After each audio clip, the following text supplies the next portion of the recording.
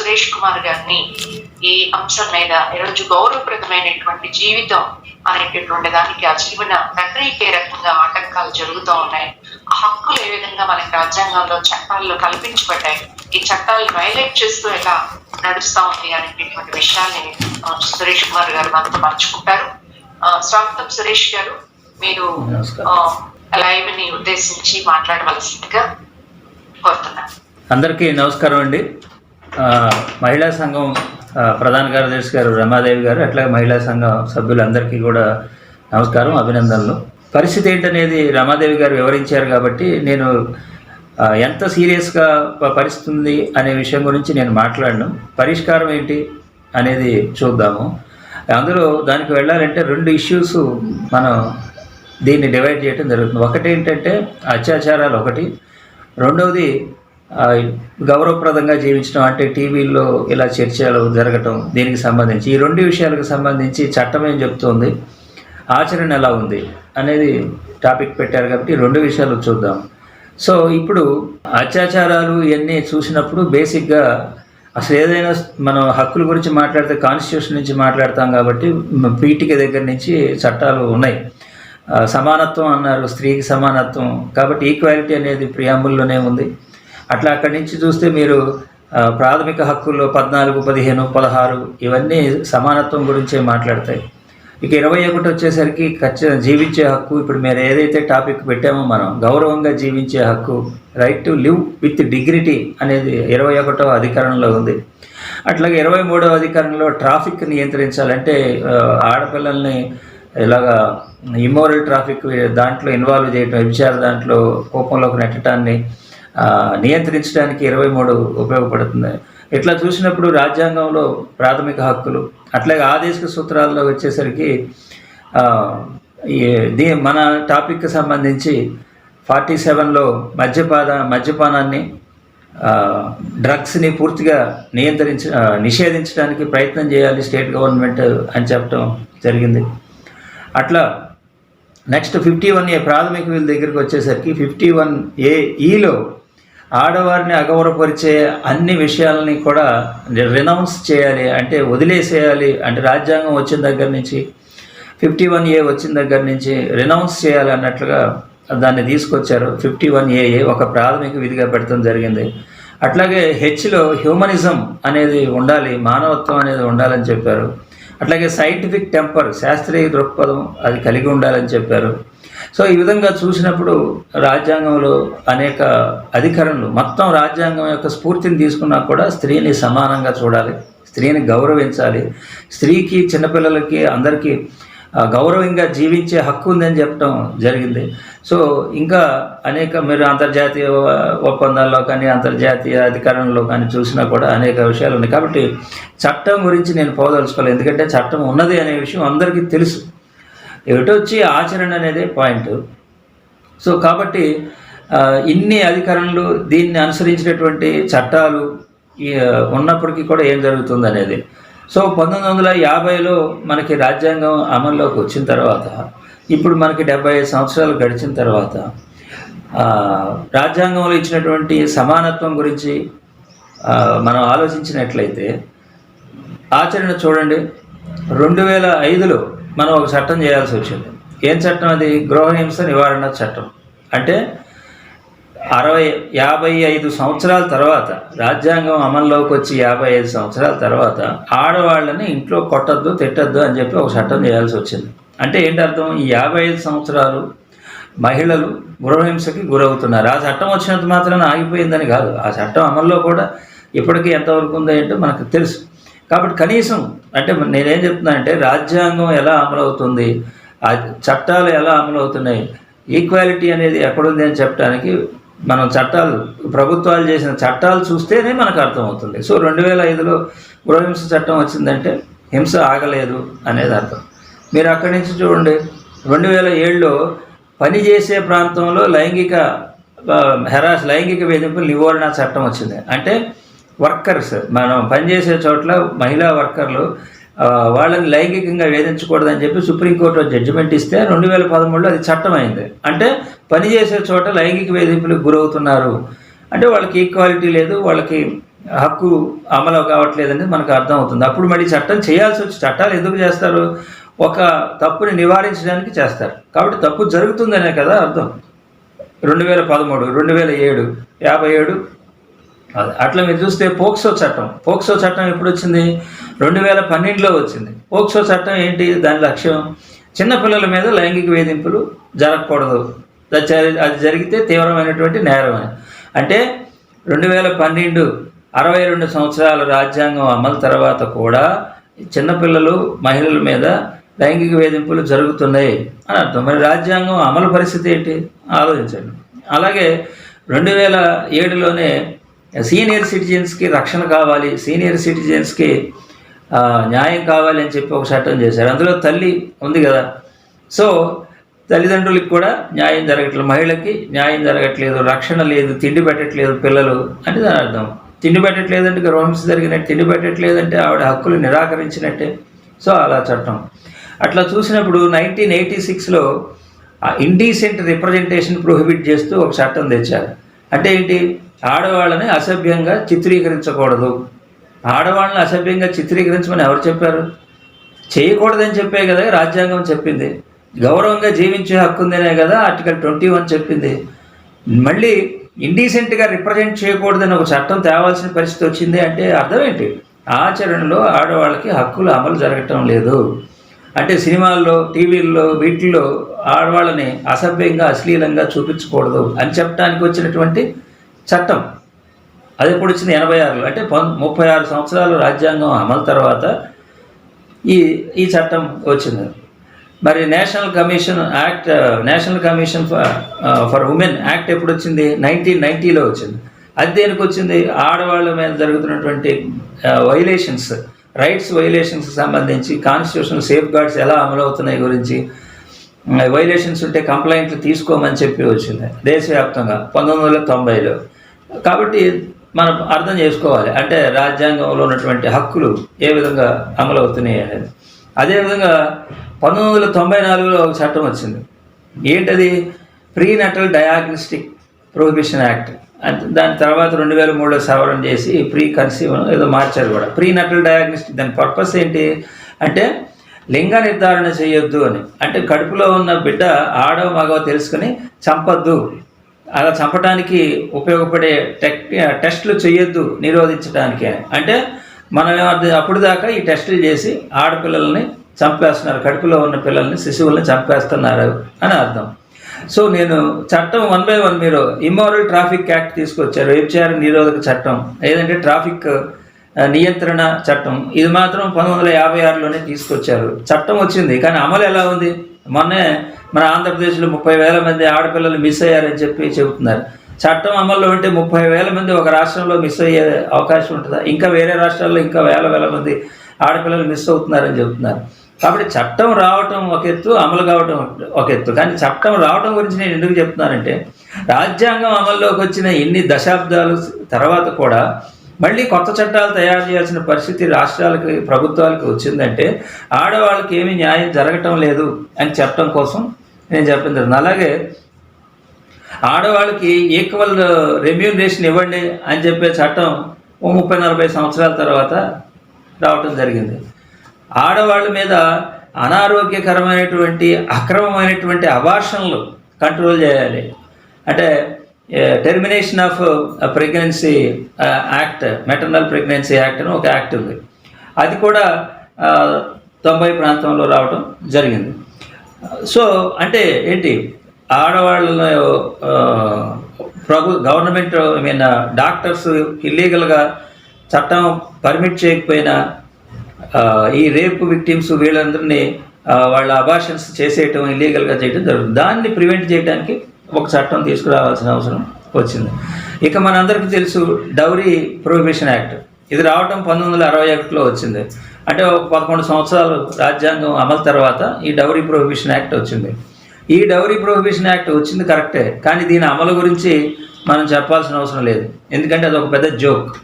ఎవరైతే dowry prohibition అమలు చేయాల్సిన ఆఫీసర్లు ఉంటారో, లేకపోతే ఎవరైతే చట్టాలు తెచ్చే నాయకులు ఉంటారో వాళ్ళు ఎక్కువ కట్నాలు తీసుకుంటారు. ఇది అందరికీ తెలిసిన విషయమే, ఓపెన్ ఫ్యాక్ట్.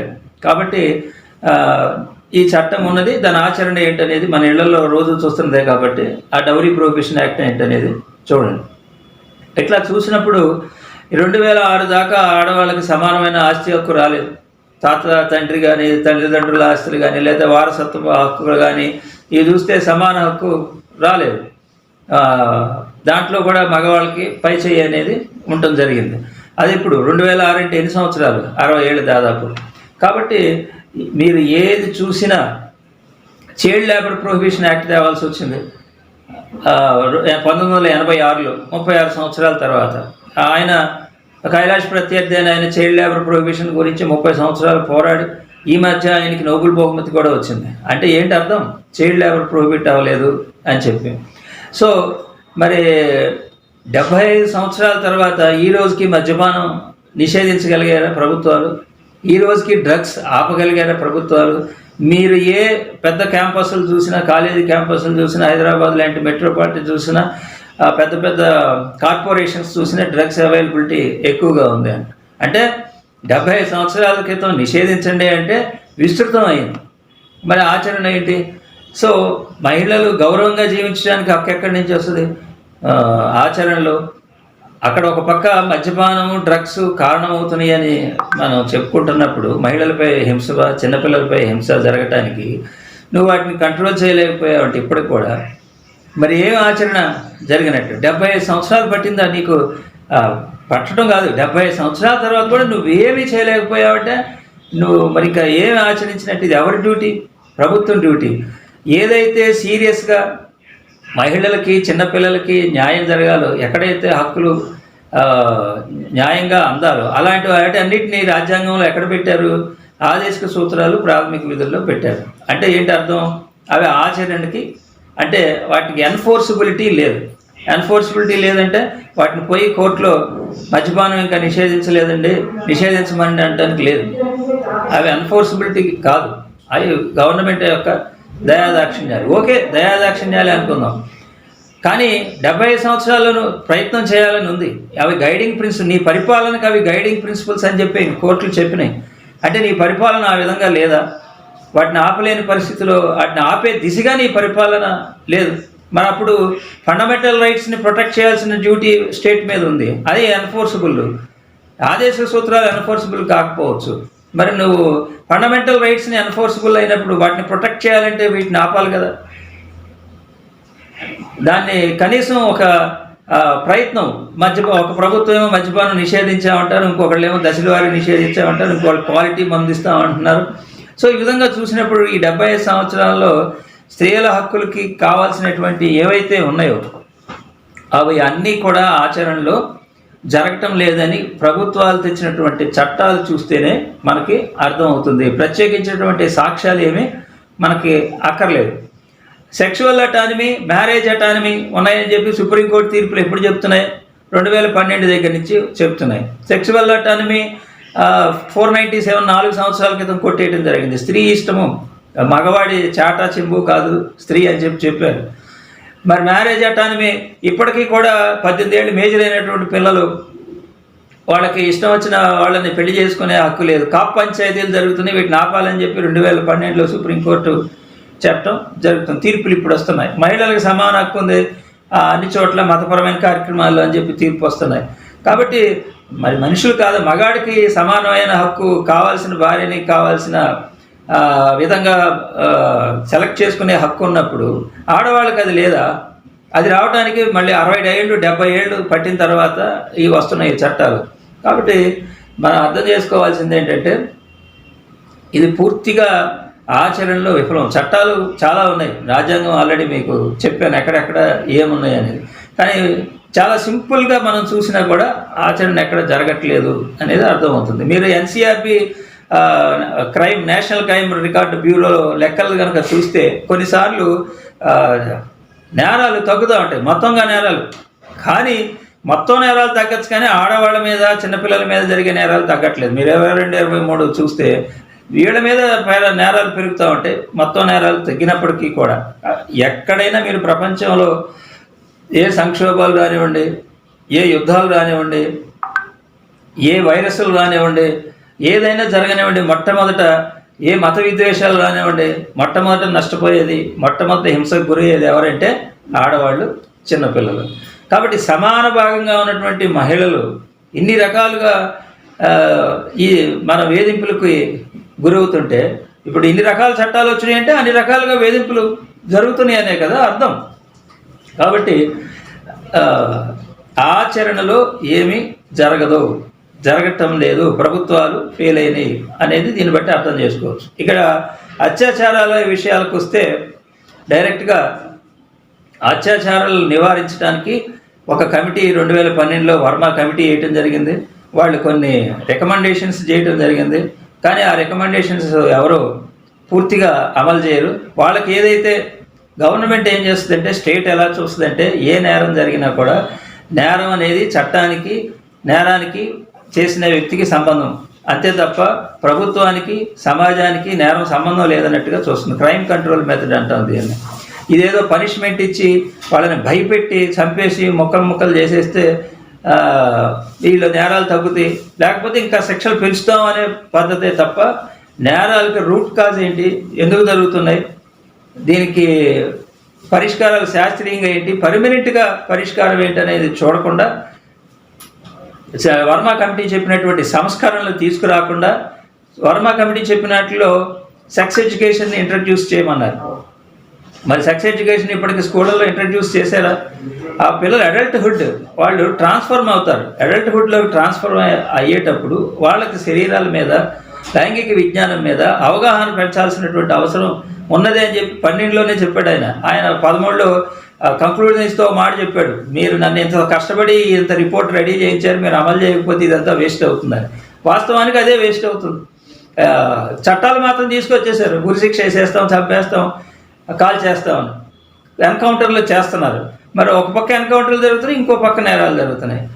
మరి ఏంటి ఇక్కడ అంటే, ప్రభుత్వానికి మనం చేయాల్సిన డిమాండ్, నేను ఈ ఆర్గనైజర్స్కి, మహిళా సంఘం ఆర్గనైజర్స్ కూడా చెప్పేది ఏంటంటే, మీరు అడగాల్సిన డిమాండ్ ఏంటంటే, ఎక్స్క్లూజివ్గా మహిళలు, చిన్నపిల్లల మీద క్రైమ్ కంట్రోల్ నివారణ కోసం ఒక పరిష్కారం, కొన్ని చర్యలు తీసుకోవడానికి కోసం ఒక ప్రత్యేకమైనటువంటి కమిషన్ని ఏర్పాటు చేయమని చెప్పి డిమాండ్ చేయండి. ప్రత్యేకమైన కమిషన్ అంటే మహిళా కమిషన్ ఉన్నాయి కదండి రాష్ట్రాల్లో, కేంద్రాల్లో, అవి కాదు. అవి జనరల్గా కాన్స్టిట్యూషనల్ ప్రొవిజన్స్, ఈక్వాలిటీ అవన్నీ అవి కాదు. నేరాలు కంట్రోల్ చేయడం కోసం ఒక ప్రత్యేకమైనటువంటి కమిషన్ ఏర్పాటు చేయాలి. అది ఏం చేస్తుంది? స్టడీ చేస్తుంది. అసలు బేసిక్గా స్టడీ అనేది ఈ ప్రభుత్వాల దగ్గర నుంచి లోపిస్తుంది.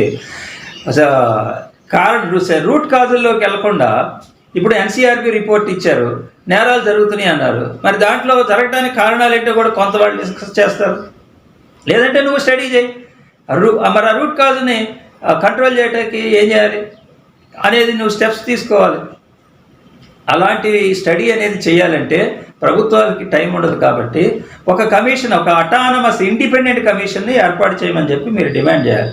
ఈ ఇండిపెండెంట్ కమిషన్ ఎట్లా ఉంటుందంటే, మానవ హక్కుల కమిషన్ కానివ్వండి, ఈ ఎన్సీడబ్ల్యూ కమిషన్ కానివ్వండి, వీళ్ళు ఒక దానికి రీసెర్చ్ చేసి, స్టడీ చేసి, రూట్ కాజుల్లోకి వెళ్ళి గవర్నమెంట్కి రికమెండేషన్స్ చేయడానికి పలానా స్టెప్స్ తీసుకోండి అని చెప్పడానికి ఒక కమిషన్. దాన్ని కూడా ప్రభుత్వానికి అనుకూలంగా ఉండేవాళ్ళు కాకుండా అన్ని రాజకీయ పక్షాలు అందులో ఉండేటట్టు, దానికి హెడ్ ప్రతిపక్షానికి సంబంధించిన వాళ్ళు ఉన్నట్లయితే, ప్రతిపక్షం వాళ్ళు క్రిటికల్గా ఉంటారు కాబట్టి, దానికి ఒక ఇండిపెండెంట్ బాడీ కాబట్టి వాళ్ళు దాన్ని అమలు చేసుకుంటూ పోతారు. ఏమైతే కరెక్ట్గా చర్యలు కావాలో అవన్నీ అమలు చేసుకుంటూ పోతారు. దాని ద్వారా శాశ్వత పరిష్కారం అనేది లభించడం జరుగుతుంది. అంటే ఇప్పుడు ఎస్సీ ఎస్టీ యాక్ట్ ప్రకారం గ్రాస్ రూట్ లెవెల్లో విజిలెన్స్ కమిటీలు ఉంటాయి. ప్రతి జిల్లా, మండల స్థాయిలో విజిలెన్స్ కమిటీలు ఉంటాయి, రాష్ట్ర స్థాయిలో. అవి సోషల్ సర్వీస్ ఎన్జిఓస్ వీళ్ళందరినీ కలిపండి, గవర్నమెంట్ ఉంటాయి, వీళ్ళు కూడా కలిపి ఉంటారు. అట్లా దీనికి కూడా ఒక గ్రాస్ రూట్ లెవెల్లో పనిచేసి ఒక మెకానిజాన్ని కూడా ఏర్పాటు చేస్తూ ఒక అటానమస్ కమిషన్ని ఏర్పాటు. ఇప్పుడు కోనేరు రంగారావు గారి కమిషన్ ఉంది, దానికి ఏం చేశారు? అసైన్మెంట్ చేయడానికి భూములకు సంబంధించిన ఒక స్టడీ. అట్లాగే అనేక కమిషన్లు ఉన్నాయి మన దేశంలో స్టడీ చేయడం కోసం. ఇది కనుక ఒక కమిషన్ కనుక ఏర్పాటు చేసి ఎక్స్క్లూజివ్గా దానికి పవర్స్ ఇచ్చి, డబ్బులు కూడా సెంట్రల్ గవర్నమెంట్ ఫండ్స్తో సంబంధం లేకుండా కన్సాలిడేటెడ్ ఫండ్ నుంచి ఇచ్చేలాక వాళ్ళు నిరంతరం పనిచేసేటట్టు కనుక ఒక బాడీని ఏర్పాటు చేస్తే వాళ్ళు గవర్నమెంట్కి ఎప్పుడెప్పుడు రికమెండ్ చేస్తుంటారు. అట్లాగే ఈ మండల స్థాయిలో వీటిలో కనుక ఈ విజిలెన్స్ కమిటీలు, మానిటరింగ్ కమిటీలు ఉంటే వాళ్ళు గ్రాస్ రూట్లో పోయి ఎట్లా జరుగుతుందో చూసి గవర్నమెంట్కి చెప్పడానికి అవకాశం ఉంటుంది. అన్లెస్ యూ స్టడీ ఇది problem, you take scientific measurements, ఈ పరిష్కారం, ఈ అత్యాచారాలు అనేవి ఆగవు.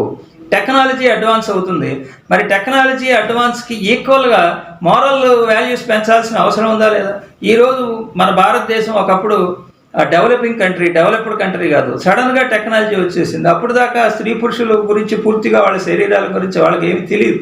కానీ ఈరోజు టెక్నాలజీ ఎక్స్ప్లోజన్ ద్వారా జరుగుతుంది. మరి దానికి ఈక్వల్గా మారల్ ఫౌండేషన్, మారల్ ఫ్యాబ్రికేషన్ అనేది లేకపోతే దాన్ని తట్టుకునే శక్తి మన కమ్యూనిటీకి ఉండాలి కదా. నువ్వు టెక్నాలజీ, సైన్స్ అనేది నిరంతరం రీసెర్చ్ జరుగుతూ ఉంటుంది. దానికి ఈక్వల్గా మరి ఇలా ఇది వస్తే ఇదేం జరుగుతుంది, రేపు ఏఐ రాబోతుంది, అది వస్తే ఈ హ్యుమానిటీ తట్టుకోగలుగుతుందా? ఆంధ్రప్రదేశ్ గవర్నమెంట్ కూడా ఏఐ యూనివర్సిటీలు పెడుతున్నారు అంటున్నారు. మరి ఈక్వల్గా మనిషి దాన్ని తట్టుకోగలుగుతాడా? ఇవన్నీ స్టడీ చేయాల్సినటువంటి విషయాలు. అందుకని స్టడీ చేయకుండా ఆల్రెడీ ఇప్పుడు కొన్ని రూట్ కాజెస్ ఉన్నాయి. డ్రగ్స్, మద్యపానం. ఇప్పుడు మద్యపానం అమ్ముతున్నారు. మీరు వైన్ షాపులు మీరు ఏమంటున్నారు, దశల వారీ చేస్తామని కొంతమంది అన్నారు, ఆపలేమని కొంత అంటున్నారు. వైన్ షాపుల పక్కన కౌన్సిలింగ్ సెంటర్లు పెట్టండి. ఎవరైతే రెగ్యులర్గా మందు అవుతున్నారో వాళ్ళ వివరాలు తీసుకొచ్చి వాళ్ళకి నువ్వు కౌన్సిలింగ్ పెట్టండి. మీరు కౌన్సిలింగ్ అటెండ్ అయితేనే మందు షాపు వైన్ బాటిల్ పర్మిషన్ ఇవ్వండి. మీరు ఆపలేరు. అసలు దశల వారీ చేయడానికి, దాన్ని నివారించడానికి సిన్సియర్గా మీరు తీసుకున్న ప్రయత్నాలు ఏంటి? మరి ఈరోజు మీరు అన్ని ఈ కొత్త జనరేషన్ కూడా మీరు డ్రగ్స్ అవైలబిలిటీ విపరీతంగా పెంచేసి గతంలో కంటే కూడా మేము ఫండమెంటల్ రైట్స్ని ప్రొటెక్ట్ చేస్తామంటే ఎక్కడ ఆచరణ ఏంటి? అందుకని చెప్పి ఇమ్మీడియట్గా మనం ఏంటంటే ఏవైతే సైకాలజీలో మార్పు తీసుకురావాలో, వ్యవస్థల్లో మార్పు తీసుకురావాలో వాటి కోసం డిమాండ్ చేయకుండా, ఆ మార్పుల్ని అమలు చేయకుండా, ఈ సెక్స్ ఎడ్యుకేషన్ని ఇంప్లిమెంట్ చేయకుండా ఏదైతే ప్రాథమిక విధులు ఉన్నాయి, ప్రాథమిక విధులు మనకి 1976 దాకా రాజ్యాంగంలో లేవు. రాజ్యాంగం తీసుకొచ్చినప్పుడు ఈ ప్రాథమిక విధులు అవసరమని వాళ్ళు భావించాల. ప్రాథమిక విధుల్లో ఏముంది? అన్ని నైతిక సూత్రాలు ఉన్నాయి. తప్పు చేయొద్దు, ఆడవాళ్ళని గౌరవించండి, పర్యావరణాన్ని కాపాడండి, లేకపోతే కులమతాలు పట్టించుకోక మతపరమైన ద్వేషాలు లేకుండా అన్నదమ్ములాగా కలిసి ఉండండి, భారతదేశం యొక్క చరిత్రని, సంస్కృతిని కాపాడండి, ఇవన్నీ ఉన్నాయి. ఇవి చెప్పడానికి మనిషికి ఒక చట్టం కావాలా? అప్పుడు స్వాతంత్రం తీసుకొచ్చినప్పుడు చట్టం అవసరం అని చెప్పి అనుకోలే. ఎందుకంటే ఇవన్నీ మనుషుల్లో స్వతహాగా నేచురల్గా ఉంటాయని భావించారు. కానీ 75, 76కి వచ్చేసరికి ఆ పరిస్థితి ఏమి లేదు, నైతిక విలువలు పడిపోతున్నాయి. కాబట్టి కావాలి అని చెప్పి ఒక స్వరణ్ సింగ్ కమిటీ ద్వారా 42వ రాజ్యాంగ సవరణ ద్వారా ఇవి తీసుకురావడం జరిగింది. ఎవరు ఏ రాజకీయ పార్టీ కూడా అప్పటికి వ్యతిరేకించలేదు, ఈ నైతిక విలువలు అక్కర్లేదని చెప్పలేదు. ఎందుకంటే అవసరం ఉందని అందరూ భావించారు. ఆ తర్వాత 90 ప్రాంతంలో ఒక మాజీ న్యాయమూర్తి గారు, ప్రధాన న్యాయమూర్తి గారు, అయ్యా అసలు పరిస్థితి ఏం బాగాలేదు, విలువలు ఎక్కడ సమాజంలో కనపడతలేదు, మీరు వెంటనే వీటిని ప్రాథమిక విధుల్ని స్ప్రెడ్ చేసి అమలు చేయడం కోసం ఏదైనా ఒక తీర్పు ఇవ్వడం అని చెప్పి సుప్రీంకోర్టుకి లెటర్ రాయాల్సిన పరిస్థితి వచ్చింది. దానికి ఏదో కొన్ని డైరెక్షన్స్ ఇచ్చారు. కోర్టు చెప్పినప్పుడల్లా ప్రభుత్వం లేదండి మేము అది చేస్తున్నాం, ఇది చేస్తున్నాం, కాలేజీల్లోకి తీసుకెళ్ళి ప్రచారం చేసేస్తున్నాం, మొత్తం దేశం అంతా దీన్ని విపరీతంగా స్ప్రెడ్ చేస్తున్నాం అని చెప్పారు కాగితాల్లో. వాస్తవాలు ఇప్పుడు లెక్కలు కనపడుతున్నాయి కదా. ఇప్పుడు రీసెంట్గా 22లో కూడా ఒక లాయర్ గారు ఆ పరిస్థితి ఏం బాగాలేదు, ఈ ప్రాథమిక విధుల గురించి మళ్ళీ ప్రచారం చేయండి, స్ప్రెడ్ చేయండి, ఒక చట్టం చేయండి అమలు కోసం కూడా, లేదంటే ఒక ఆంబుడ్స్మన్ లాగా ఒక కమిషన్ వేయండి అని చెప్పి చెప్పడం జరిగింది. ఇప్పుడు అవి అన్ని రాష్ట్రాలు దాంట్లో పార్టీగా ఉండటం జరిగింది. ఆంధ్రప్రదేశ్ రాష్ట్రం కూడా ఉన్నది. అంటే నైతిక విలువలు ఇంత భయంకరంగా దిగజారుతుంది. ఇప్పుడు మీరు మన దేశ పరిస్థితి చూస్తే మనం ఏం కోరుకుంటున్నాం, మన పిల్లలందరూ బాగా నీతిగా నిజాయితీగా ఉండాలి, ఇట్లాంటి తప్పులు చేయకూడదు అని తప్పులు జరిగినప్పుడు కోరుకుంటున్నాం. ఎలా చేస్తారు? నేను ఒక మాట చెప్తానండి. మన దేశంలో ప్రతిదీ పుస్తకాల్లో ఉండే దానికి విరుద్ధంగా జరుగుతుంది. ఇప్పుడు ఉదాహరణకి మన ప్రజాస్వామ్యం తీసుకోండి, ఎన్నికలు తీసుకోండి. ఎన్నికలు ఏమిటి? ఎన్నికల్లో డబ్బు పంచకూడదు, ఎన్నికల్లో కుల వ్యవస్థలు ఉపయోగించకూడదు, మతాలు ఉపయోగించకూడదు, లేదంటే కరప్షన్ ప్రాక్టీస్ ఏది కూడా ఉపయోగించకూడదు అనేది ఉన్నది. కానీ వాస్తవం ఏం జరుగుద్ది? అందరూ డబ్బులు పంచుతారు అన్ని రాజకీయ పార్టీలు, మరి అందరూ కులాలను ఉపయోగిస్తారు, అందరూ మతాలను ఉపయోగిస్తారు, ఏం చేయకూడదో అవన్నీ చేస్తారు. ఇది జగం ఎరిగినటువంటి సత్యం. అంటే 170 కోట్ల మందిలో దాదాపు 100 కోట్ల మంది ఎవరైతే ఎన్నికల్లో పాల్గొంటారో వాళ్ళందరికీ తెలిసినటువంటి, ఓటర్లందరికీ తెలిసినటువంటి సత్యం. అంటే ఇది ఒక ప్రజాస్వామ్యం అనేది ఒక అబద్ధం. మరి ఎన్నికలే అబద్ధం అయితే ప్రజాస్వామ్యం ఆటోమేటిక్గా అబద్ధం అవుద్ది. అటువంటిప్పుడు ప్రభుత్వం ఏమవుద్ది? ప్రభుత్వం కూడా అబద్ధమే. ప్రభుత్వ పరిపాలన ఏమవుద్ది? ప్రభుత్వ పరిపాలన కూడా అబద్ధం. ఎట్లా అవుద్ది ప్రభుత్వ పరిపాలన అబద్ధం అని ఎట్లా చెప్తారు అంటే, మీరు గవర్నమెంట్లు మారంగానే అన్నీ మారిపోతున్నాయి.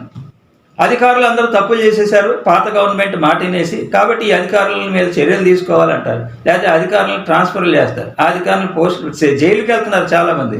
అంటే ఏంటి? వాళ్ళు అధికారంలో ఉండగా తప్పులు చేశారనేగా ఈ గవర్నమెంట్ మారంగానే తెలుస్తుంది. మరి అలాగే అధికారంలో ఉండగా కట్టిన కట్టడాలన్నీ తప్పు అంటున్నారు, ఇప్పుడు కూల్చేస్తామంటున్నారు. అంటే అప్పుడు తప్పు కాలేదా? అంటే అప్పుడన్నా తప్పు అయి ఉండాలి, కట్టేటప్పుడన్నా తప్పు అయి ఉండాలి, కూల్చేటప్పుడన్నా తప్పు అయి ఉండాలి. పోలీసులు ఉన్నారు, ఎఫ్ఐఆర్ అప్పుడు కట్టట్లేదు, ఇప్పుడు ఎఫ్ఐఆర్ కడతారు. అప్పుడు వాళ్ళ పార్టీ మీద కట్టారంటారు, ఇప్పుడు పోలీసులు వీళ్ళ పార్టీ మీద కట్టామంటున్నారు. అంటే ఏంటి అర్థం? పోలీస్ అధికారులు పనిచేయరు, సివిల్ సర్వీస్ అధికారులు పనిచేయరు, దేని ప్రకారం పనిచేయరు, చట్టబద్ధంగా పనిచేయరు.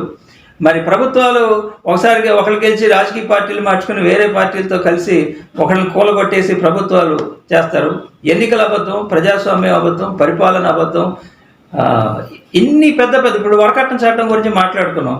అది చట్టంలో తప్పు, కానీ ఆచరణలో జరుగుతూ ఉంటుంది, అందరూ తీసుకుంటారు. అవినీతి ఉంది, లంచం తీసుకోకూడదు అంటారు, కానీ ప్రతి చోట లంచం లేదే పని కాదు.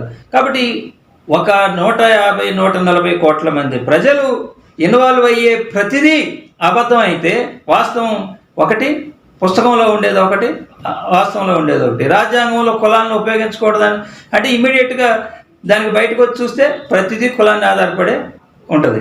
కాబట్టి డిజానెస్టీ ఆఫ్ ఇంటెలిజెన్షియా అనేది ఈ దేశానికి పెద్ద ప్రమాదం. మనం అనుకుంటాం చాలా థీరీలు, ఉగ్రవాదులు వాళ్ళు ఎవరు కాదు. డిజానెస్టీ ఆఫ్ ఇంటెలిజెన్షియా అంటే ఎవరైతే తెలివిగల వాళ్ళు ఉన్నారో, ఎవరైతే వాయిస్ ఉన్న వాళ్ళు ఉన్నారో, ఎవరైతే చదువుకున్న వాళ్ళు ఉన్నారో, వాళ్ళు ఎక్కడైతే ఆచరణలో చట్టాలు రూల్ ఆఫ్ లా అమలు చేయడం కానీ, ఈ ఎలక్షన్స్ ఇట్లాంటి అన్నిట్లో చూసినప్పుడు ఈ హానెస్టీ లేకపోతే పిల్లలు జనరేషన్లో ఎక్కడి నుంచి వస్తుంది? అందుకని చెప్పే వర్మ గారు ఏం చెప్తాడు? Leader makes all the difference అంటాడు. ప్రాథమిక విధుల గురించి కూడా అదే, ఒక లీడర్ అనేవాడు ఒక ఎగ్జాంపుల్గా ఉండాలి. అందుకనే ఈ ప్రాథమిక విధుల అమలు గురించి వాళ్ళు ఏవి రికమెండేషన్ చేశారంటే, ఈ ప్రాథమిక విధులు వచ్చిన తర్వాత ఒక 30-40 ఏళ్ళ తర్వాత ఇవి ఎలా పనిచేస్తున్నాయని చెప్పి ఒక కాన్స్టిట్యూషన్ కమిటీ వేశారు. వాళ్ళు ఏం చెప్పారు? ఇవి ఎక్కడ అమలు జరగట్లేదు, అమలు జరగాలి అంటే పబ్లిక్ లైఫ్లో వీటిని ఎవరైతే గవర్నమెంట్ ఉంటారో, అంటే సమాజంలో ప్రతి వాళ్ళు మారాలి, తల్లిదండ్రులు మారాలి. కానీ ఈ దేశానికి ఎగ్జాంపుల్గా ఉండటం, లీడర్స్ని ఎగ్జాంపుల్గా తీసుకోవటం అలవాటు. కాబట్టి ఏం చేయాలి? ప్రతి మండల స్థాయి, పంచాయతీ స్థాయి నుంచి పార్లమెంటు వరకు కూడా ప్రతి చోట దీన్ని ఇంప్లిమెంట్ చేయాలి. వాళ్ళది ఒక ఎడిషనల్ డ్యూటీ ప్రాథమిక విధులు, దానికోసం ప్రతిజ్ఞ చేయాలి. దానికి ఒక రోజు డేట్ ఇచ్చారు, ఆ రోజున ఫండమెంటల్ డ్యూటీస్గా అబ్జర్వ్ చేయమన్నారు. ఫండమెంటల్ డ్యూటీస్ డేగా అబ్జర్వ్ చేయమన్నారు.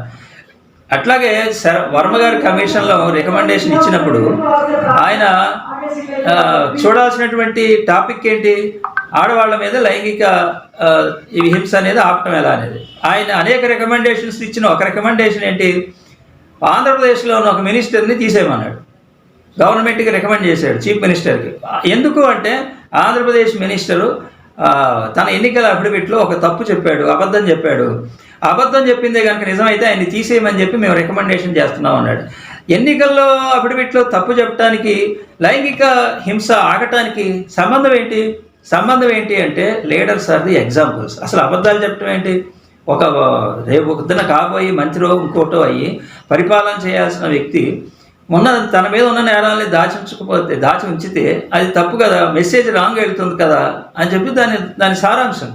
కాబట్టి ఇక్కడ మనం అర్థం చేసుకోవాల్సింది ఏంటంటే, పొలిటికల్ లీడర్స్ ఎవరైతే ఉన్నారో, ఇప్పుడు కోట్లాది మంది మేము ఎలక్షన్లో మీటింగ్కి వెళ్తే రావాలి, మా మీటింగ్ వినాలి, మాకు చప్పట్లు కొట్టాలి, మా పార్టీలో సభ్యత్వం చేరాలి అంటే ఏంటి? They are followers of certain party, certain leaders, certain ideology. కాబట్టి అలాంటప్పుడు ఆ మెంబర్స్ అందరికీ నువ్వు గైడ్ చేయాలి, లీడర్గా ఉండాలి కదా. ఈ లైంగిక వేధింపులు ఇలాంటి వాళ్ళు ఉన్న వాళ్ళని హీనస్ అఫెన్స్లు ఉంటే వాళ్ళు డిస్క్వాలిఫై చేయండి మీ పార్టీలో నుంచి. అసలు వాళ్ళకి సీటు ఇవ్వమాకండి ఎప్పటికీ రాజకీయాల్లోంచి. చాలా సీరియస్ యాక్షన్ తీసుకోండి పొలిటికల్ సిస్టమ్ అని ఆయన కమిషన్ రికమెండ్ చేస్తే, ఈరోజు ఒక ఎంపీ ఒక సంస్థకి చైర్మన్గా ఉండి ఆడపిల్లలు బయటకు వచ్చి స్పోర్ట్స్ పిల్లలు ఢిల్లీలో కొన్ని రోజుల పాటు నెలల పాటు మమ్మల్ని వేధిస్తున్నాడు అని చెప్తే చర్య తీసుకున్న పరిస్థితి లేదు. సీరియస్ యాక్షన్ అంటే చట్టం ఏదో నిదానంగా ఛార్జ్ షీట్ వేస్తే తర్వాత ఏదో కాదు. నువ్వేం మెసేజ్ పంపిస్తావు అంటున్నా. ఎంతమంది ఎమ్మెల్యేలు పిల్లలు ఆడపిల్లల మీద లైంగిక వేధింపులు వాళ్ళ మీద తీసుకున్నటువంటి చర్యలు ఏంటి? కర్ణాటకలో 3000 వీడియోలు వాళ్ళ మీద తీసుకున్నటువంటి చర్యలు ఏంటి? ఇట్లా మనం చూసినప్పుడు సీరియస్గా అంటే లీగల్ చర్యలు కాదు, ఇమ్మీడియట్గా మెసేజెస్ పోవాలి. ఇలాంటి ఒక సింబల్స్ మెసేజెస్ కనుక రాజకీయ పార్టీలు సంస్కరణలు చేసుకోకపోతే ఈ మార్పు అనేది గ్రాస్ రూట్లో నుంచి రాదు. గ్రాస్ రూట్లో నుంచి ఈ అత్యాచారాలు ఆగవు అని చెప్పేది ఆయన యొక్క సారాంశం. అట్లాగే పోలీస్ వ్యవస్థలో మార్పు తీసుకురావాలి. ఇప్పుడు లా అండ్ ఆర్డర్ని తర్వాత పోలీస్ మంత్రులకి వీళ్ళకి ఇచ్చే మిగతా పనులు వీటిని సపరేట్ చేయాలి అని చెప్పి ఇప్పుడు కాదు 20, 30, 40 ఏళ్ళ బట్టి ఒక జరుగుతోంది. ఎందుకు? దానివల్ల అంటే లా అండ్ ఆర్డర్ని కనుక సపరేట్గా ఒక యంత్రాంగం కనుక ఏర్పాటు చేయగలిగితే వాళ్ళ టైము, వాళ్ళ మొత్తం బ్రెయిన్, వాళ్ళ ఎఫిషియన్సీ, వాళ్ళ ఎనర్జీ అంతా కూడా వీటి మీద కాన్సన్ట్రేషన్ చేస్తారు. కాబట్టి ఏమవుతుందంటే లా అండ్ ఆర్డర్ అనే దానికి ఇంటిగ్రిటీ అనేది ఉంటుంది, వెంటనే నేరాలు కంట్రోల్ అవ్వడానికి అవకాశం ఉంటుంది. మనకి అన్నీ తక్కువే. జనాభాతో పోలిస్తే ఉండాల్సినంత మంది పోలీసులు ఉండరు. 222 మంది పోలీసులు ఉండాలి ఒక లెక్కకని చెప్తే 128 మంది ఉన్నారు. జడ్జీల సంఖ్య తక్కువ, మరి డాక్టర్ల సంఖ్య తక్కువ. మరి జనాభాతో పోలిస్తే ఉండాల్సినటువంటి అన్ని సంఖ్యలు తక్కువగానే ఉంటాయి. కోర్టుల సంఖ్య తక్కువగా ఉంటాయి. ఇన్ని ఇట్లా చేసుకుంటా వచ్చి మేము ప్రజలు మాత్రం మారాలి, ఎవరు నేరాలు చేయకూడదు, చేస్తే మేము ఎన్కౌంటర్లు చేసేస్తాం, ఇలాంటివి కనుక చెప్తే వాస్తవంలో ఏం జరుగుతుందంటే ఇవి ప్రాక్టికల్ సొల్యూషన్స్ కాదు. అందుకని నేను కంక్లూజన్ చేస్తూ చెప్పేది ఏంటంటే మహిళా సంఘం కానీ వాళ్ళ సివిల్ సొసైటీ కానీ ఇప్పుడు చేయాల్సిన డిమాండ్ ఏంటంటే ఇవి స్టడీ చేయడానికి, మొత్తం అన్ని వ్యవస్థల్లో మార్పులు తీసుకురావడానికి ఒక కమిటీ ఏర్పాటు చేయండి. దేశంలో చేయలేకపోతే ఆంధ్రప్రదేశ్ గవర్నమెంట్ చేయండి. ఏ గవర్నమెంట్కి చిత్తశుద్ధి ఉంటే ఆ గవర్నమెంట్ చేయొచ్చు. కాబట్టి వీళ్ళు దాన్ని వేసి ఒక స్వతంత్ర సంస్థని అన్ని పార్టీల్లో, ఇందులో రాజకీయాలు ఏముంది? మహిళలు అనేవాళ్ళు అందరి కుటుంబాల్లో సమాన భాగం కాబట్టి రాజకీయాలకు అతీతంగా ఇదొక సోషల్ ఇష్యూగా తీసుకుని చేయగలిగితే ఈ సమస్యకి పరిష్కారం వస్తుందని చెప్పి ఇంకొక లాస్ట్ పాయింట్, ఇక టీవీలో చర్చ వీటికి సంబంధించి అసలు ఇందాక చెప్పాను సెక్షువల్ అటానమీ ఉంది, 497 కొట్టేశారు అని చెప్పి. స్త్రీ ఇష్టం, ఎవరితో లైంగిక కార్యకలాపాలు ఎవరితో ఎట్లా ఉండాలి అనేది స్త్రీ ఇష్టం. కాబట్టి ఇది వ్యభిచారం అనేది నేరంగా కొట్టేశారు. కేవలం విడాకులుగా మాత్రమే అదొక పాయింట్. ఒక తప్పు జరిగితే నీ భార్య తప్పు చేస్తే కోర్టుకు వెళ్ళండి, కోర్టులో పరిష్కారం పొందండి. ఎవరినో వచ్చి మీడియా వాళ్ళ దగ్గరికి వచ్చి మాకు DNA టెస్ట్ చేయమంటే ఎవరు చేస్తారు? ఎవరు చేయాలి? ప్రజలు చేస్తారా? సో కాబట్టి దాన్ని తీసుకుని మీడియా చేయడం ఇదంతా కూడా right to live with dignity అనే దానికి ఖచ్చితంగా భంగమే. ఇలాంటి మ్యాట్రిమోనియల్ డిస్ప్యూట్స్ విషయాల్లో మీడియా ట్రయల్స్ చేయొద్దు, రైట్ టు ప్రైవసీ అనేది ఉందని చెప్పి సుప్రీంకోర్టు అనేక విషయాల్లో చెప్పడం జరిగింది. అప్పుడు సుప్రీంకోర్టు చాలా కోర్టులు ఇప్పుడు ఏం చేస్తున్నాయో మనకు తెలుసా? అసలు జడ్జిమెంట్లో కూడా కేసుల్లో కూడా ఆడవాళ్ళ పేరు రావడానికి వీల్లేదు. పేరు బదులు XYZ అని రాస్తున్నారు. చాలామంది కోర్టులకు వచ్చి మా పేరు తీసేసేయండి, అందులో మేము ఇప్పుడు నిర్దోషులుగా వచ్చేసాం కదా, మళ్ళీ మాకు పెళ్ళిళ్ళు అవ్వు అని చెప్పి అడుగుతున్నారు. కోర్టులు ఎలా చేస్తున్నాయి? ఆ పేర్లన్నీ తీసేయటం జరుగుతుంది. Right to forgotten, right to left alone, right to erasure, ఇవన్నీ కొత్తగా వచ్చినటువంటి ప్రాథమిక హక్కులు. ఇవేంటంటే సోషల్ మీడియాలో వాళ్ళ పేర్లు ఉండటానికి కానీ వాళ్ళ సంబంధించిన కంటెంట్ ఉండటానికి కానీ లేదు. అంటే నేరం జరిగినప్పుడు చేయకూడదని కాదు, మ్యాట్రిమోనియల్ డిస్ప్యూట్స్ ఇట్లాంటి విషయాల్లో ఇర్రెలవెంట్గా అయినప్పుడు వాటిని తీసేయడానికి హక్కు ఉందని చెప్పి ఇవి కొత్తగా ఎమర్జ్ అయినటువంటి చట్టాలు. సో మనకి టైం తక్కువగా ఉంది కాబట్టి నేను ఇంకా డీటెయిల్స్లోకి వెళ్ళట్లేదు. మీడియాకు కూడా కంట్రోల్ ఉంది, మీడియా కూడా సెల్ఫ్ రెగ్యులేషన్ జరగాలని చెప్పి సుప్రీంకోర్టు చెప్పడం జరిగింది. స్వతంత్రంగా నియంత్రణ చేసుకోండి అని చెప్పడం జరిగింది. కాబట్టి ఇదైతే ఉన్నది, ఇవి ముఖ్యమైనటువంటి విషయాలు. Thank you for inviting me.